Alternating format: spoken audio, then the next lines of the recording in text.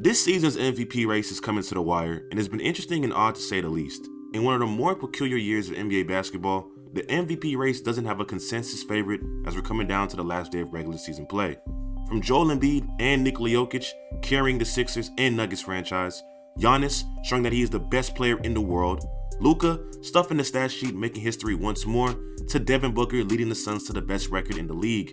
And along with no consensus favorite, players, teams, fans, and even media members have spent the last few weeks campaigning for why player A deserves to win the MVP award over player B. Pushing P? Nah, they pushing propaganda. It almost feels like everywhere you turn, there's some MVP propaganda to sway you to believe that this player deserves an MVP over this player, or why this player doesn't deserve the award, period. I thought your play on the court was all that dictated your case for winning the award in this league. But if I'm gonna be 100% honest, I really don't care who wins the MVP award this year. Because the MVP trophy is a pretty subjective award and the voting process is different from a year-to-year basis. Okay, now let me explain. I understand the historical importance that this award holds. Winning the MVP is not just another accolade, but one of the highest accolades you could achieve in this sport. I feel that, and when we're arguing amongst other NBA fans about who's better, that MVP trophy is a cherry on top on a lot of those arguments. But as of late, I've seen that narratives and agendas have played a part in selecting the MVP and deciding who is in the conversation. Could it be that players are just better now? We have so much more talent to cover? And with so much more talent, does that mean we just have more occurrences of MVP level seasons? Most likely, but this makes it harder to select the sole winner of the MVP award, meaning different outliers are added in. Let's take a look at the current MVP race. You look at Joel Embiid and what he's been able to do this season with the uncertainty of what would happen to Ben Simmons. He has been phenomenal. He's had the Sixers the entire year as one of the favorites in the Eastern Conference and has put up career highs in points and assists before James Harden even arrived. He has the most 30-point games in the league and is averaging 30, 11, and 4. A lock for All-NBA first team this year and has proven that he's ready for the postseason with whoever is on his team. Did I mention he's averaging the most points this year and might be the scoring champ? Embiid has made every case to win his first MVP and has dominated on the hardwood floor whenever he's playing. Even with the addition of James Harden, it's clear as day that Embiid right now is the go-to guy for the Sixers and James Harden is his Robin. But is Joel Embiid having the best season in the NBA right now? I mean, that's what the MVP is, right? Best performing player in the regular season, right? Well, let's take a look at Nikolajokic. Jokic, in another season without his second and third best player, has been arguably the most valuable player in the NBA, especially for the Denver Nuggets. Averaging 27, 13, and 8 on 58% shooting from the field. Mind you, no one has ever put up those numbers in NBA history. He's the only player this season that is top 10 in points, rebounds, and assists, and Jokic is still filling the stat sheet while loading up on wins as well. He may not look like an intimidating player, but Jokic this season has been as dominant as many other legendary big men in the past. And to back this up, Nikolajokic became the first player in a season to put up 2,000 points, 1,000 rebounds, and 500 assists. A real-life Energizer Bunny on offense. And don't sleep on the defense. The reigning MVP has improved in that area and is among the few players that have over 100 blocks and 50 steals this season. Let's cut to the chase though. The MVP award is coming down to Embiid or Jokic, two dominant big men who are having their best seasons this year, while both of their teams are sitting at roughly 50 wins. We can go and dive into deep advanced stats, plus or minus, box scores, etc. to come down to who deserves the award. But I pose a question to you guys. Doesn't the best player in the NBA deserve as much praise in winning the MVP? How can arguably the best player in basketball not receive any attention? Ladies and gentlemen, answer Giannis Antetokounmpo.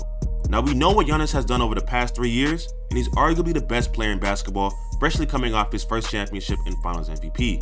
But Giannis has been just as good in this season as he has in previous seasons where he has won 2 MVPs, averaging 30, 12, and 6 on 55% shooting from the field, while leading the Bucks to the second best record in the Eastern Conference and a better record than the Sixers and the Nuggets with Joel Embiid and Nikolajokic. We also have to mention that Giannis is the favorite to win Defensive Player of the Year while making All-NBA first team for the 4th straight year.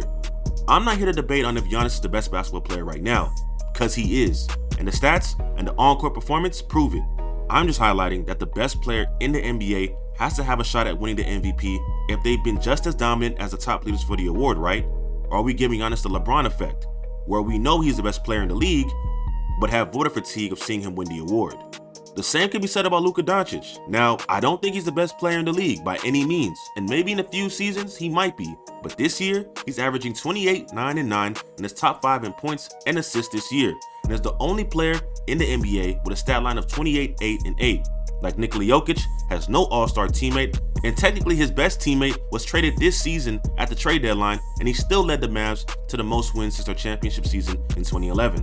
Luka's just balling out, and I can't fail to mention, against Jokic, Embiid, and Giannis, he's 4-2 against the MVP field. So is it the best regular season or the best player in basketball? To be honest, I don't know, but what makes this such a funny debate is that for the past 10 years, the MVP for the most part has gone to the best player on the best team. Looking at the past MVP award winners since 2003, 17 out of the 19 MVP winners teams finished with a top 2 seed in their respective conference, while 17 out of the 19 MVP winners teams finished with the best record. Can't call it an anomaly if it's consistent.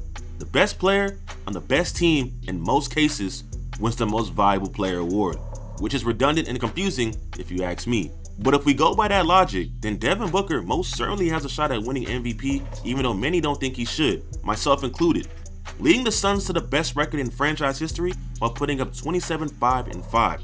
This is the 10th time in NBA history a player has put up those numbers, while their team has gone on to win over 80% of their games. 8 of the previous 9 times, that player went on to win MVP. And without CP3 to close out most of the season, Devin Booker still showed why he's still the top scorer and go-to guy in the clutch for the Suns while they're the favorites to win it all this year. There's a lot of guys who have cases for MVP that I didn't mention, and like how I gave you all the facts, you could probably make a good argument to why they should win MVP. But that's my problem with this sometimes dull award. However the media sees fit, they can change the agenda of how we determine who deserves the MVP award. And honestly, I can't rock with that. Narratives and agendas can twist the performances of players, and this award holds too much value to become a seasonal popularity contest. Should we give it to the best performing player in the season, like Embiid? Do we give it to the quote-unquote most valuable player, like the award is literally named to a player like Jokic? What about the best player in the NBA? Doesn't a player like Giannis, who can control both sides of the game at an elite level, deserve more praise in earning the award? Or do we go back to the voting of old when the league wasn't as talented as it now is, and give it to the best players leading their team to the most success in the NBA this year, like D-Book? I personally think we'll be surprised either way when the award is announced, but until then, I hope a lot of fans learn that these awards shouldn't limit the greatness of a player, even if they don't win. Do your own research and stop listening to the folks who want to scream on TV to prove a misguided point. In the meantime, let's hope one day we get some clarity of how we should decide who is the MVP of the NBA. Let me know in the comment section what you guys think. Who do you think will win MVP this year, and who do you think should win the MVP award this year? If you enjoyed the video, leave a like and subscribe if you're new, and be sure to turn that post notification bell on so you never miss a video. More content is on the way, the playoffs are here, so expect more videos. Until next time, stay on beat.